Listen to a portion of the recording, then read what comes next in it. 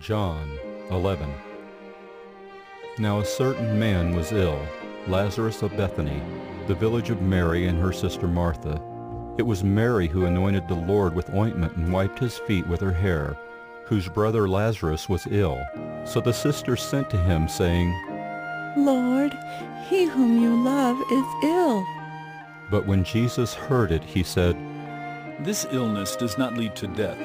It is for the glory of God, so that the Son of God may be glorified through it. Now Jesus loved Martha and her sister and Lazarus.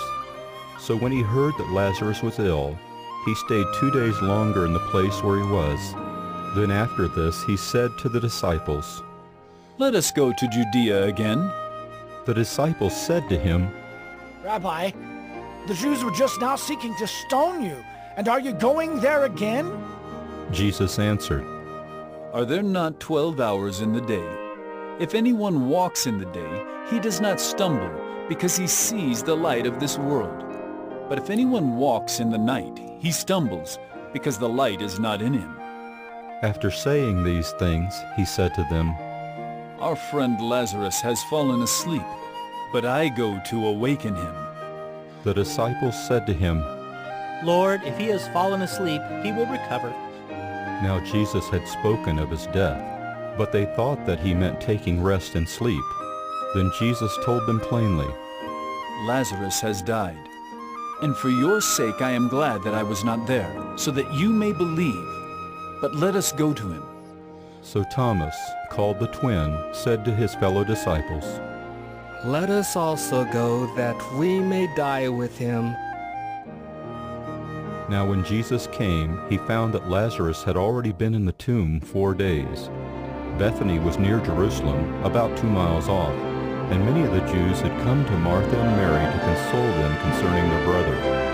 So when Martha heard that Jesus was coming, she went and met him, but Mary remained seated in the house. Martha said to Jesus, Lord, if you had been here, my brother would not have died. But even now, I know that whatever you ask from God, God will give you. Jesus said to her, Your brother will rise again.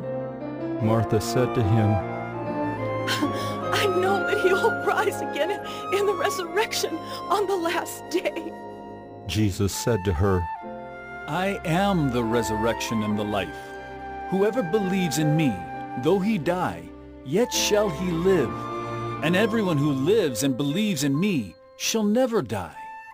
Do you believe this? She said to him, Yes, Lord, I believe that you are the Christ, the Son of God, who is coming into the world. When she had said this, she went and called her sister Mary, saying in private, The teacher is here and is calling for you. And when she heard it, she rose quickly and went to him. Now Jesus had not yet come into the village, but was still in the place where Martha had met him. When the Jews who were with her in the house, consoling her, saw Mary rise quickly and go out, they followed her, supposing that she was going to the tomb to weep there. Now when Mary came to where Jesus was and saw him, she fell at his feet, saying to him, Lord, if you had been here, my brother would not have died.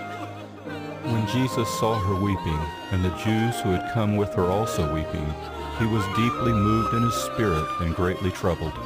And he said, Where have you laid him? They said to him, Lord, come and see. Jesus wept. So the Jews said, See how he loved him. But some of them said, Could not he who opened the eyes of the blind man also have kept this man from dying? Then Jesus, deeply moved again, came to the tomb. It was a cave, and a stone lay against it. Jesus said, Take away the stone. Martha, the sister of the dead man, said to him, Lord, by this time there will be an odor, for he has been dead 4 days. Jesus said to her, Did I not tell you that if you believed, you would see the glory of God? So they took away the stone, and Jesus lifted up his eyes and said, Father, I thank you that you have heard me. I knew that you always hear me, but I said this on account of the people standing around, that they may believe that you sent me. When he had said these things, he cried out with a loud voice, Lazarus, come out! The man who had died came out, his hands and feet bound with linen strips, and his face wrapped with a cloth. Jesus said to them, Unbind him, and let him go. Many of the Jews, therefore, who had come with Mary and had seen what he did, believed in him. But some of them went to the Pharisees and told them what Jesus had done. So the chief priest and the Pharisees gathered the council and said, What are we to do? For this man performs many signs. If we let him go on like this, everyone will believe in him, and the Romans will come and take away both our place and our nation. But one of them, Caiaphas, who was high priest that year, said to them, You know nothing at all, nor do you understand that it is better for you that one man should die for the people, not that the whole nation should perish. He did not say this of his own accord, but being high priest that year, he prophesied that Jesus would die for the nation, and not for the nation only, but also to gather into one the children of God who are scattered abroad. So from that day on they made plans to put him to death. Jesus therefore no longer walked openly among the Jews, but went from there to the region near the wilderness, to a town called Ephraim, and there he stayed with the disciples. Now the Passover of the Jews was at hand, and many went up from the country to Jerusalem before the Passover to purify themselves. They were looking for Jesus and saying to one another as they stood in the temple, What do you think? That he will not come to the feast at all? Now the chief priests and the Pharisees had given orders that if anyone knew where he was, he should let them know so that they might arrest him.